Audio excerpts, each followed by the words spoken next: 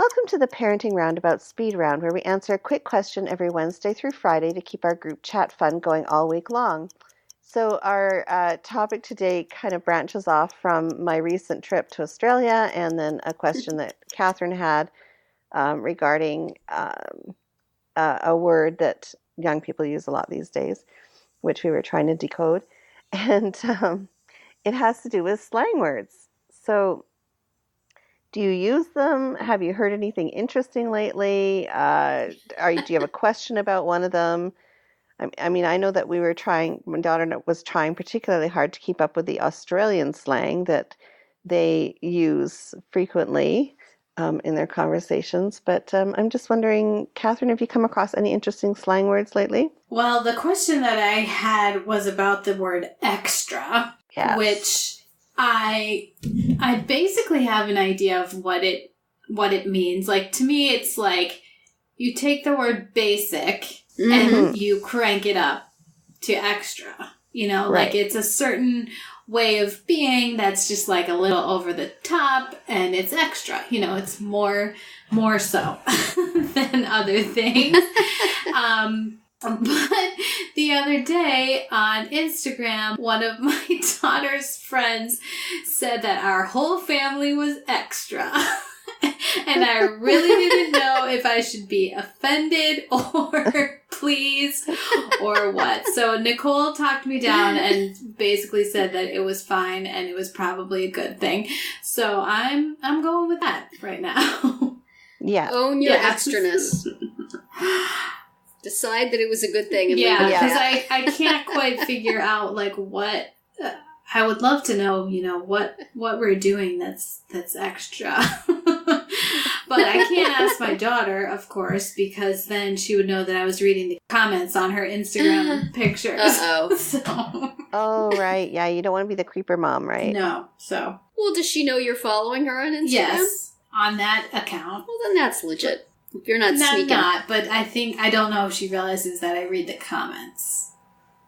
Which basically are just like 100 times you're so pretty, you know, like that's all it is. But then when this extra came in, so I don't know. But what were some of the things that you heard in Australia, Nicole? Yeah, give us some good Aussie slang. Oh my gosh. Well, everything there either ends, it's a shortened form of the word and then it ends with an I or an O.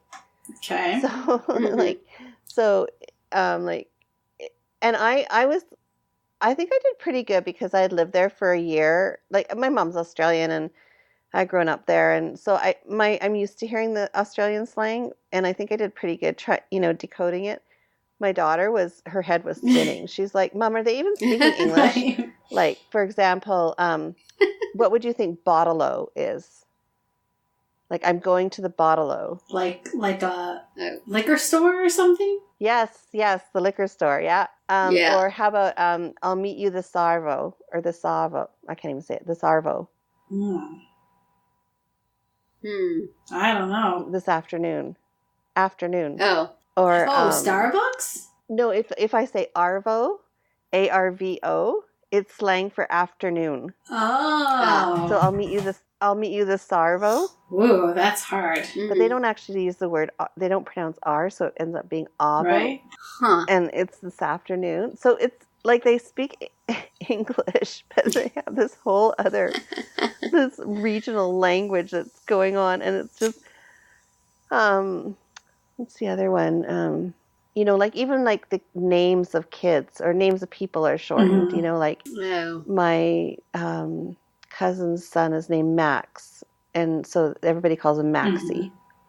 Like it's like they add an I or the daughter's name is Liv, so they call her Livy. Or it's just, there's an I or an O added to everything. So it was funny because when we went to this fellow's sheep farm and a bloke's sheep farm. Okay, that one doesn't end in O and I, but yeah. So we went to this bloke's sheep farm and he was explaining to us how the sheep are sheared, for their wool. And because he's total rural Australian guy. And my cousin was like legitimately, he was translating for us. Even though this guy was speaking English, he was using so much slang. He was translating for, especially my daughter, because she was just like, what are you talking about? So anyway, yeah, those were kind of it was kind of interesting to see it through her light. So if you've ever been to Australia, you'll know that when they say throw another shrimp on the Barbie, you know what they're talking about. That's the Australian slang that everybody in America knows. Yeah, that's the only one. Yeah, exactly. Oh no, there's a ton more. So it's kind of funny to yeah. Most of it you can figure out just by context, but right. Some of it you're like, what? Yeah. In my house, a lot of times I feel like I'm the translator, because my kids both have language delays. My daughter in particular, she's always made progress, but she's made it on her own time. So she's now getting into a lot of slang, and she will hear things and she will figure out for herself what they mean, sometimes correctly and sometimes not. Right. Yeah. So sometimes I'll hear her use something and it's like, I want to celebrate that she's using it. That's really great. You heard that somewhere and you figured it out and you had the confidence to say it. I don't want to destroy that confidence by saying, you got it wrong. Yeah. And if you say it that way, people are going to laugh at you. So it's always, I'm sort of always tiptoeing around that because I always want it to be a positive thing, but there's no way to correct somebody without embarrassing them. Yeah. So a lot of times I'll hear her say something, and then later on, sort of apropos of nothing, I will say, hey, you ever heard this phrase? Do you know what that means? And then I'll explain what it means. And she'll go, oh.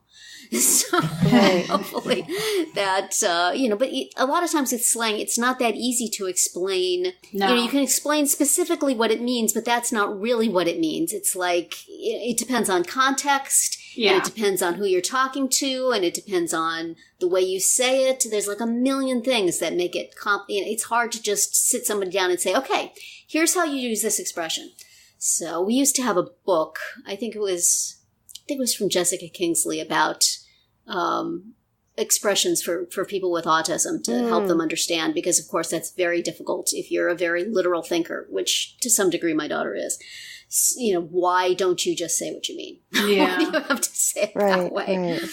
But, there are some that are even more complex than that once you get into, teen and young adult slang. Mm-hmm. Right. Some things I have to go look up. Am I going to give her what does this mean now? Maybe this means something different. Maybe I thought it knew what it meant, but I don't know. Yeah. Well, that's when you need Urban Dictionary.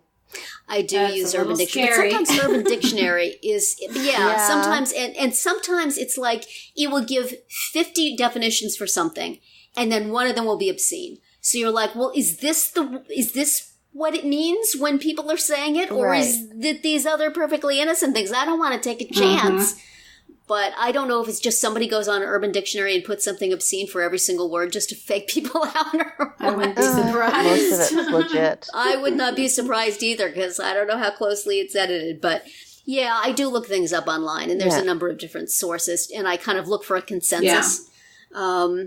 But even then, you don't know how language changes. If it's something from 2015, maybe it doesn't still mean that thing now. Yeah, and it's so complicated.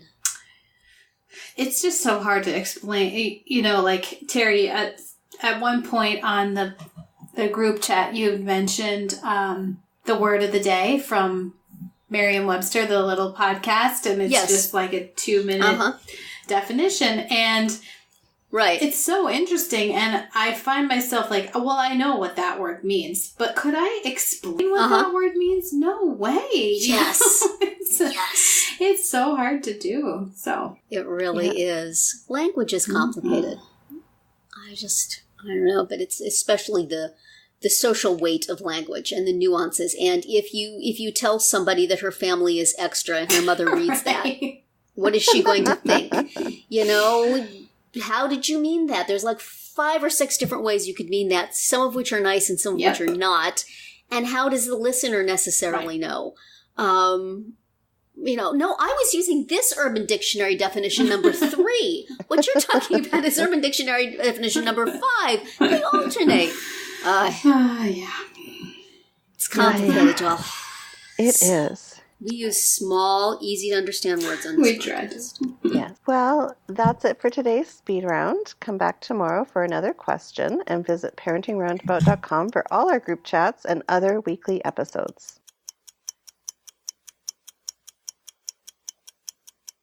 Hey, before you speed off from the speed round, please consider listening to all our podcast episodes, short and long, on the Radio Public app. It costs you nothing, and we get a little change for every listen. Thanks for the support.